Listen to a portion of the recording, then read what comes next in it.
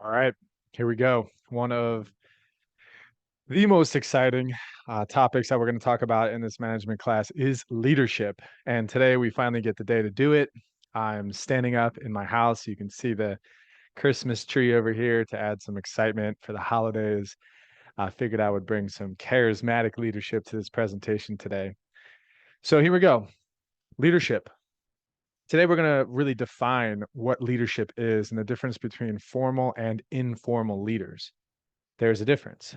Being able to establish your leadership role and identity, being able to have power within an organization, and having authority is a more formal structure. Being able to have some more relational equity, to be able to have these informal powers to coerce people, to bring people around ideas, doesn't always require formal leadership. And we're going to talk about some of that today. We're going to explain the difference between management and leadership. There's always a controversy, or not really a controversy, but is there a difference? What is the difference? What does that look like? We're going to talk about some of the skills and types of differences between management and leadership and why they're both essential for an organization. We're going to describe leadership trends, really the different kinds of leadership. We're going to define it, obviously, for what it is, but a lot of people associate leadership with these types of leaders. And one of the types of leaders is they talk about these level 5 leadership skills, servant leadership, authentic leadership, and this new terminology coming out called interactive leadership. We're going to define all those and talk through those points. Compare and contrast personal traits associated with great leaders and those associated with ineffective leaders. We talked last time about the importance of leaders to understand individual behavior, to understand themselves, understand those around them, and to really adopt the styles and traits and characteristics that they believe will be most effective as a leader. So we're going to explain the categories of task-oriented behavior and people-oriented behavior, talking about really the difference between transformational leadership and transactional leadership, and what does that look like, and what are some of the things that leaders do that are transformational leaders versus some of the things that leaders do that are more transactional leaders. We're going to explain how different types of followership, it's always not as glamorous of a terminology to talk about followership, but we're going to talk about what followership is, identify some of the sources of followership, and talk about how to be an effective follower. We're going to identify sources of leader power, kind of a big, maybe not as well looked upon category of what leaders have, but this power concept and power dominance is a key factor in leadership and some of the tactics that leaders can have to influence other people. So, the nature of leadership. There are many styles. Really, leadership, the definition is the ability to influence people towards the attainment of a goal. So, if I was to try to teach my daughter how to cook pasta or lead my daughter through a process of cooking pasta with meatballs, I could effectively be leading my daughter to accomplish a goal of a final dish of pasta. Or if you're the president of a nation, you could be leading the negotiations of a peace agreement between two different countries. And the goal is to influence the constituents and the stakeholders of each country that this is the right thing. And once it's signed, obviously you attain a goal. So looking at it as a small scale and as a big scale, leadership is the ability to influence people towards the attainment of goals. And good management is essential to organizations, yet managers must also be leaders. And really, management promotes stability and order within the existing organizational structure, and leaders really promote the vision and the change. So, from management to leadership, what's the difference? I hear these, what is a manager? What is a leader? Is there a difference? How are they different? And I really look at it as just conceptually thinking about it. A leader drives the company, and a manager ensures that the company that's being driven is being driven well and is stable and can be sustained, and the operations are intact, and there's some logic to the flow of the business. So a manager really focuses on rational objectives, maintains stability, assigns tasks to different subordinates, makes sure the company's organized, analyzes some of the information, and has a position of power. Where a leader is more visionary. A leader is somebody who instills change, somebody who leads big initiatives and defines sort of the purpose of the organization, is capable of empowering managers and empowering other people below them, or just other people across the organization, and innovates and changes, is capable of not only adapting themselves and learning and growing as individuals, but also adapting to the environment in which they operate, and can bring innovation through a company so that the company can continue to exist over time. And really, a leader exudes some level of personal power.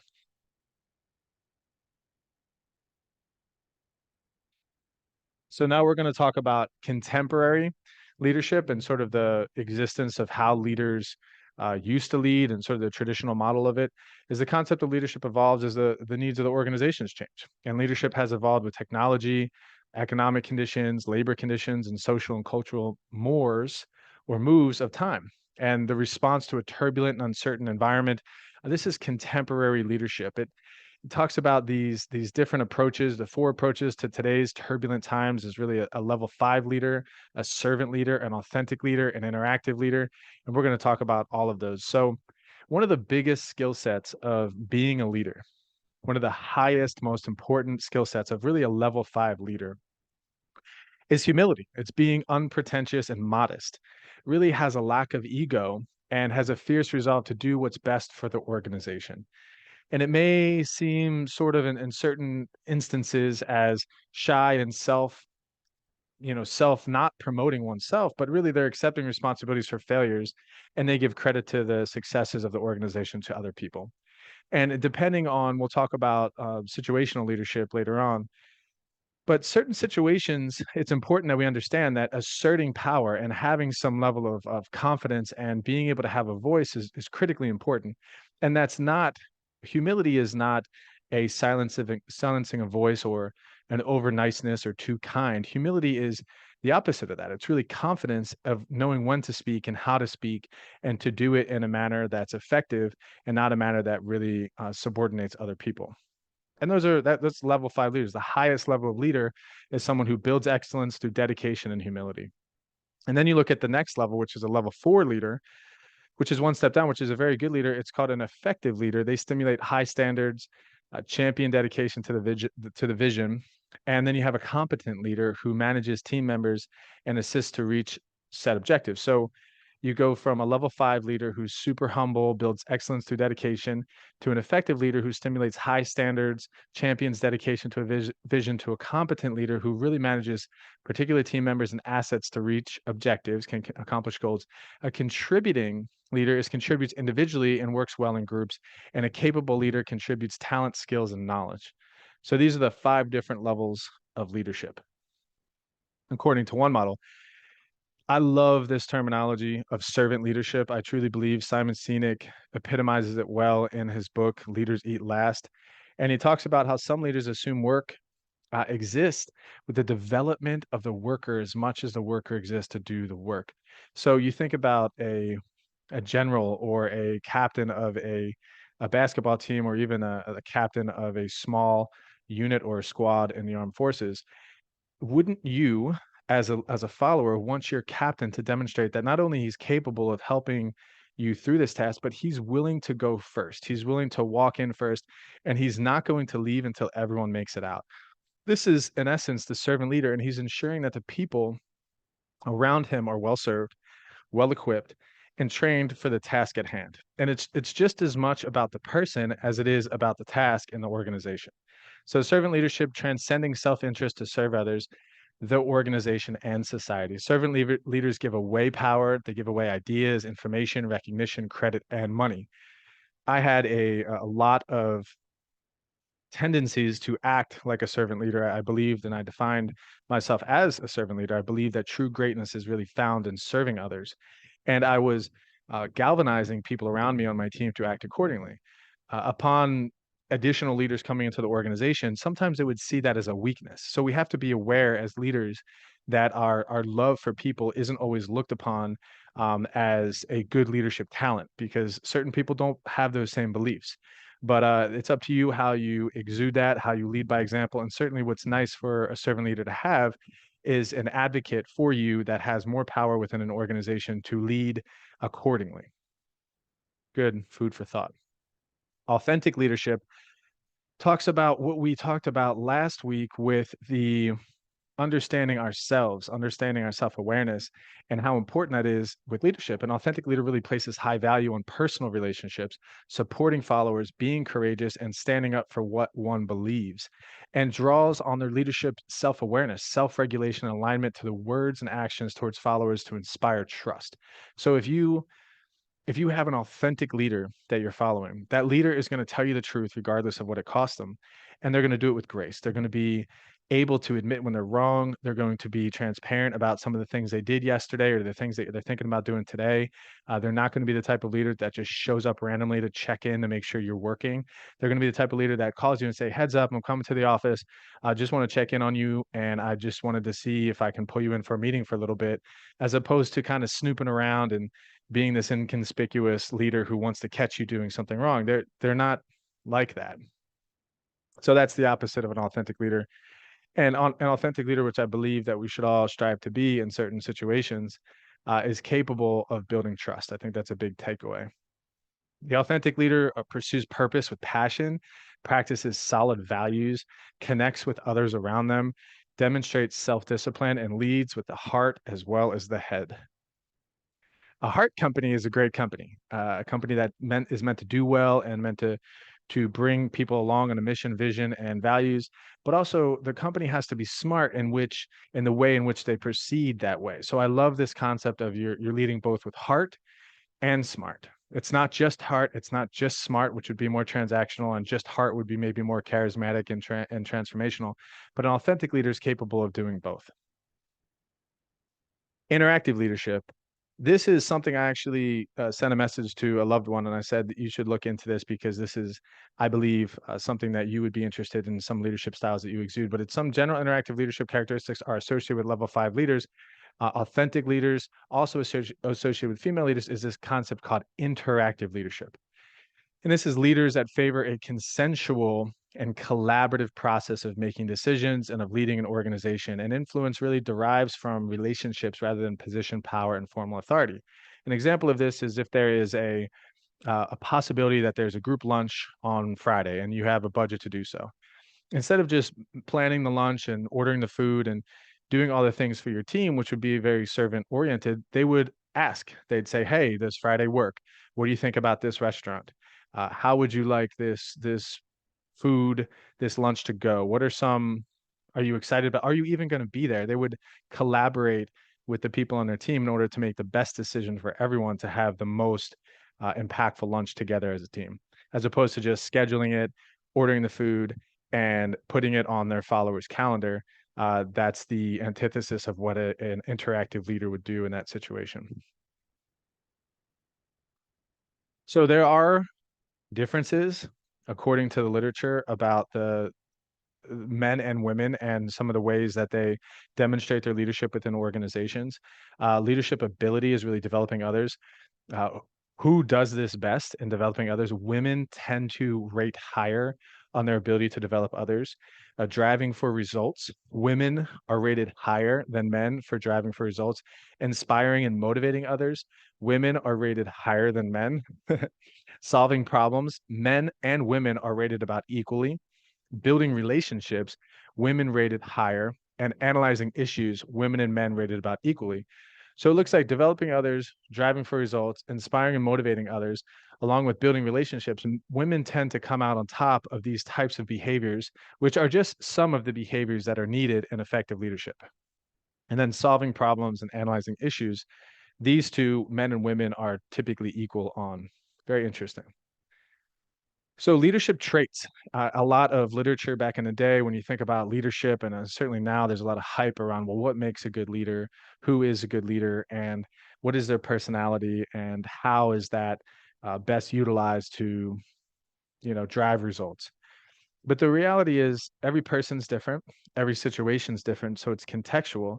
And a lot of new literature is coming out about who would be more introverted or more quiet, or maybe a different type of style that is highly effective within an organization if combined with other things. So really a trait distinguishes personal characteristics of a leader. Effective leaders possess varied traits and combine these with their strengths. So we talked about that. What are your strengths? What are your weaknesses? Strengths are natural talents and abilities that have been supported and reinforced with learned knowledge and skills and provide each individual with the best tools for accomplishment and satisfaction. So, traits of organizational leaders, the 10 most common traits among bad managers or bad leaders is doesn't communicate clear expectations. That can be troublesome. Plays favorites. They prefer working with somebody over somebody else. They spend more time with somebody over here as opposed to somebody else. That sucks. Doesn't show concern for my career and personal development. Bad mouths people behind their back. Very difficult. Isn't open or interested in feedback. Wants to prove himself or herself right. Isn't self aware. Bad, bad. Betrays trust. Doesn't listen and puts his or her needs first. And the worst one is doesn't communicate clear expectations. So this is bad leaders, bad managers. The 10 most common traits among great managers and great leaders is has a strong work ethic is number one. So again, back to Simon Sinek book about leaders eat last, and this concept is Patrick Lencioni wrote a book about the motive and how some people get into leadership or leadership positions for the wrong reason. They want position, power, maybe more money, but it's the opposite case. A leader, according to Patrick Lencioni and certain theories, says you step into it as a responsibility, something that you take on as a duty, and really you're meant to work harder and pull longer hours and have a little bit more sacrifice in your life than you were previously. It's not a power or money thing, it's more of a responsibility concept. So stepping into a leadership position isn't going to mean that you can slow down or slack off. It really means that you should work harder according to this study. So they have a strong work ethic, they're honest, has a sense of humor, this is an important one, is confident, has a positive attitude, huge, makes good decisions, recognizes me or others when I or they do good work, is passionate about his or her job, is highly knowledgeable in the area that he or she manages, has a good grasp for the entire business. So those are just some characteristic traits of good leaders and bad leaders. And there's a lot of things, each one of those can be broken apart into different situations and personalities where you may want a leader to exude this more than something else. Or candidly, some leaders, they're not going to be great at everything. So they're going to have weaknesses. So we have to understand that the people we lead are not going to be perfect. And we also have to understand as individuals in leadership that we're not always going to be perfect and make the right decisions all the time as well.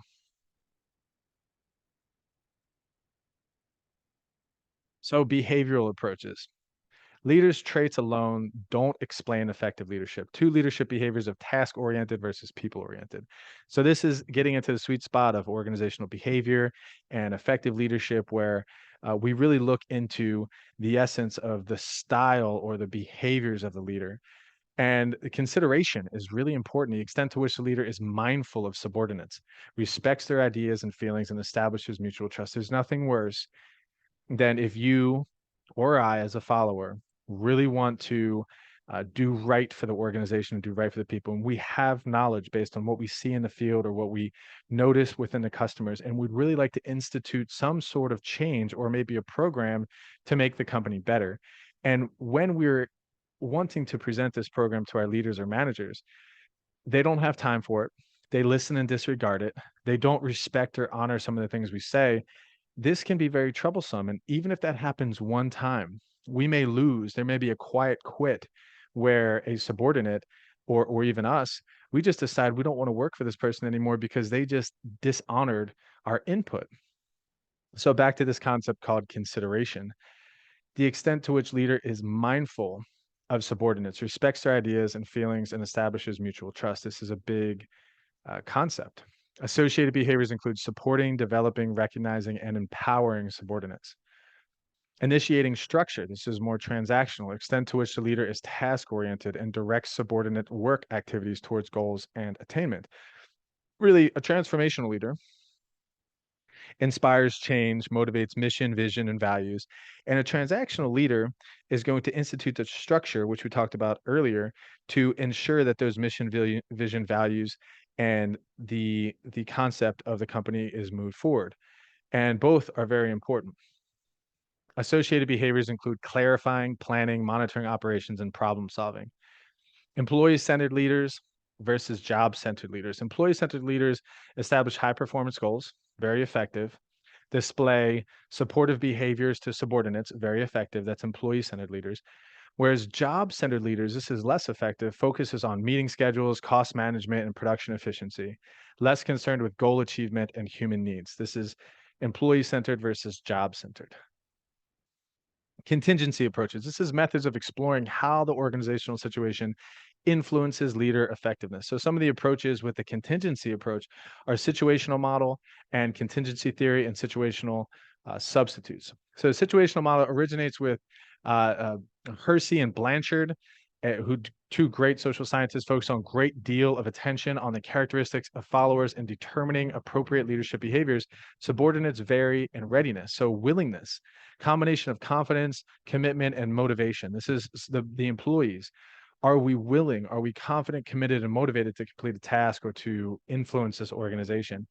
And then, of course, ability. The amount of subordinates' knowledge, experience, and demonstrated skill play a role in a leader's ability to be effective. It's a situational characteristics. Leadership is inherently situational, and this literature and these studies really have changed the way we look at leaders. Of diagnose your situation, understand the people around you, understand yourself and the resources that you have, and then make decisions and lead people according to the aforementioned reality.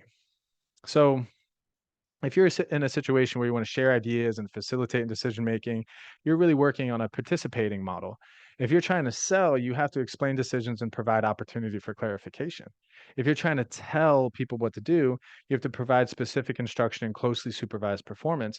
And then, of course, if you want to delegate, you have to turn over responsibility for decisions and implementation. These are really four different quadrants of delegating, participating, selling, and telling that we have to understand. Is this a supportive behavior, really relationship behavior, or is it task behavior, guidance? We need to get something done versus we need to figure out how we're going to get something done. Two different concepts. And then, of course, follower readiness. That was leadership style. Follower readiness. Are you highly motivated? Are you moderately motivated, or do you have low motivation? And a highly motivated person is able and willing and confident. Fairly moderate is able but unwilling or insecure. Also, moderate is unable but willing or confident. And then, of course, low is unable, unwilling, and insecure.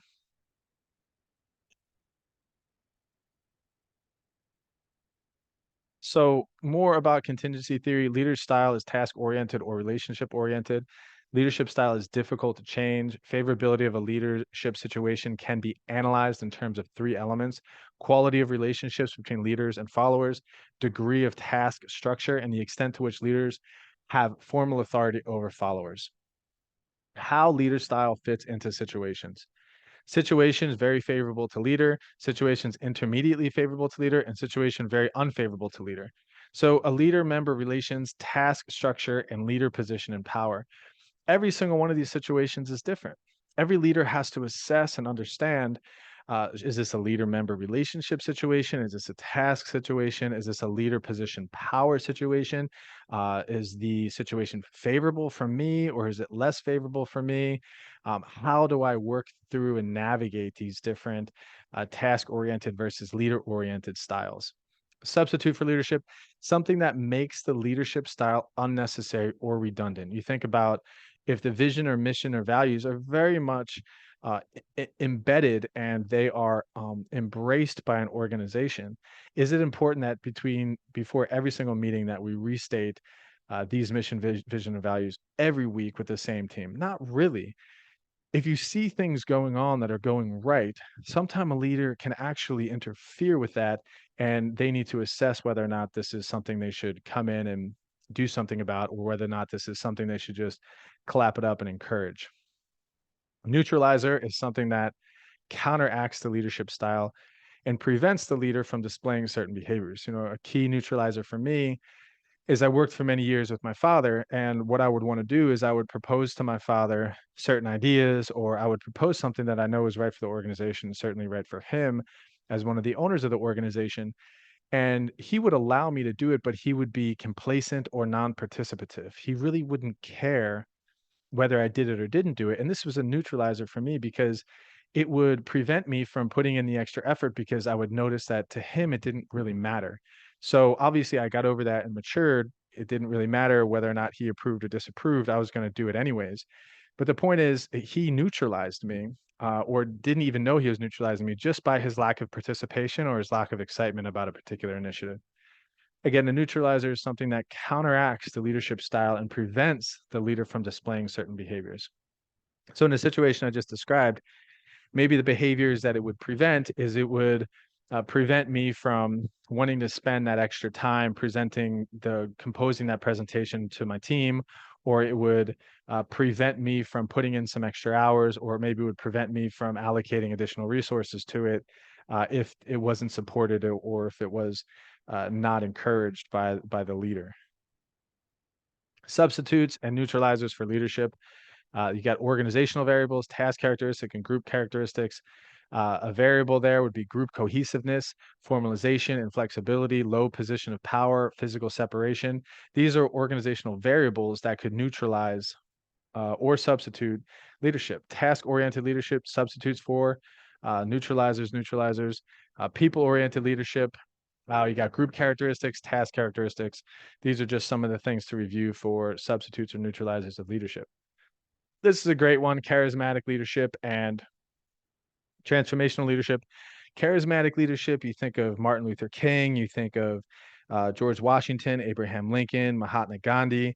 These are leaders who are capable of, I think, the best stimulate people to change their personal values, articulating a clear, appealing vision, exerting idealized influence, and providing inspirational motivation to stimulate people to do more than they would normally do, despite obstacles and personal sacrifice. Source of charismatic leaders' impact, a lofty vision, ability to understand and empathize with others, empowering and trusting subordinates. There's a story about the mayor of the city of Atlanta after George Floyd was horrifically murdered. She was able to curtail the amount of violence and rioting that was happening in the city. It was considered to be a peaceful protest, but the protest kind of got out of hand, and the protesters started getting violent. They started looting, setting fires, and very quickly she was authentically able to get up as an African American woman, empathize with the reality of the situation that just happened, talk about her emotions involved with it, but very candidly ask to plead to the rioters or the peaceful protesters to stop doing what they were doing because it was not helping, and really establishing that trust. Definitely talking about the need for changing of these policies with the police force and everything surrounding around George Floyd, but she did it in a manner that was charismatic. Vision is attractive, ideal future that is credible yet not readily available. Transformational leaders versus transactional leaders. We talked a lot about that. I won't get into too many details, but a transformational leader is really capable of bringing out innovation and change, where a transactional leader really initiates structure and provides consideration for followers, but also requirements and tasks for subordinates. Awesome subject we're going to dive into here, the subject of followership. In order to be a good leader, we also need to be a good follower. We also have to understand, what is followership? Why should I follow others? What does it mean to be a good follower? How can I become a follower in order to learn about being an effective leader? Organizations don't exist without followers. I mean, that's the reality. Dimensions of follower styles: independent critical thinking versus dependent uncritical thinking. So a critical thinker is somebody who independently is mindful of the effect of their behavior and achieving goals. An uncritical thinker just really fails to consider the possibilities beyond what somebody's told and just accepts the idea about what others are telling them to accept without actually thinking about it. Active versus passive behavior. Critical thinkers are active. Uncritical thinkers are more passive. And the types of follower determined by level of passivity, independence, and critical thinking. Alienated follower, an independent critical thinker, but is passive in the organization. This is sort of like a quiet quit.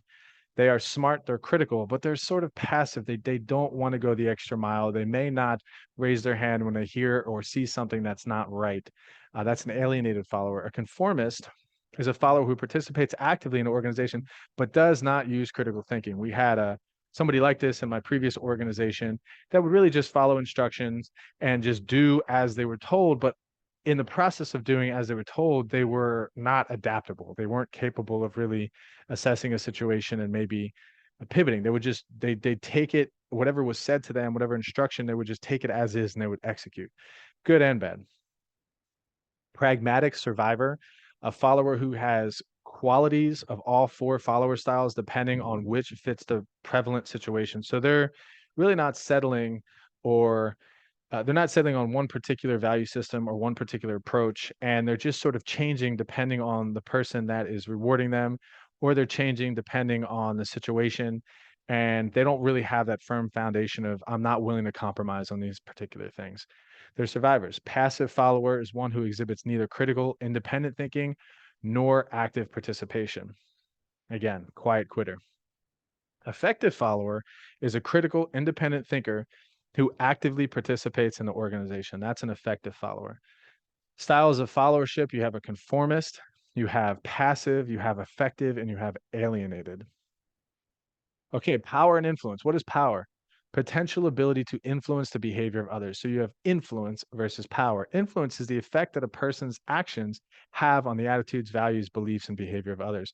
Hard position power, legitimate power, power that comes from a manager's formal position in an organization and the authority granted by that position. For instance, a CFO is capable of going to the bank and saying, we need $50,000 to buy a tractor, or we need $150,000 to put a deposit on this new location that we have. They have the formal authority to work with the banker to get approval to make that money decision. Where you have reward power, which is results from the authority to bestow rewards. So if you're a manager and you have a budget of, say, $10,000 a year to provide bonuses to your staff and your employees based on performance, your staff and your employees as a manager know that you have this power to give them a reward. So that's important that one, they know that and that you have that. It's a form of power called reward power. Coercive power, which is not always a great power to have. You think about someone who's coercive, stems from the authority to punish or recommend punishment. So coercing people through punishment. If you don't do this, I will do that. The Some of the examples are, if you have an initiative at your organization that is a volunteer initiative, you're asking people to come in and pack backpacks for a local school because that school doesn't, some of the students in that school don't have the resources for food. So you're providing with food, sort of a community service event.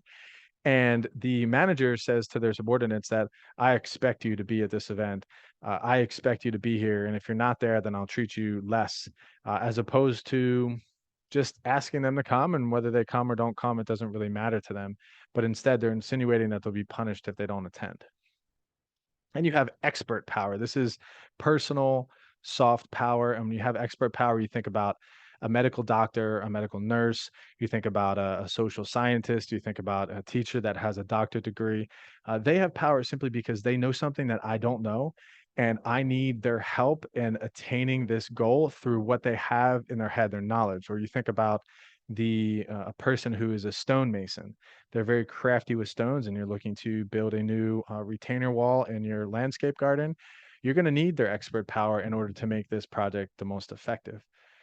Then you have referent power, which is results from characteristics that command subordinates identification with, respect, and admiration for it, and desire to emulate the leader. So referent power really says, um, I, I, uh, I, as a subordinate, identify with you and respect and admire you and desire to emulate this particular leader. It's a form of power when you see that in subordinates, and it allows for some level of control. Other sources of power, not from organization or individual, personal effort, network of relationships, and information. Assert your influence. Appeal to a higher authority. Use rational persuasion. Ask for what you want. Help people to like you. Rely on the role of reciprocity and develop allies. These are some key critical guidance structures for interpersonal influence tactics for leaders. Okay, so we today were able to really define leadership, talk about the difference between formal and informal leaders.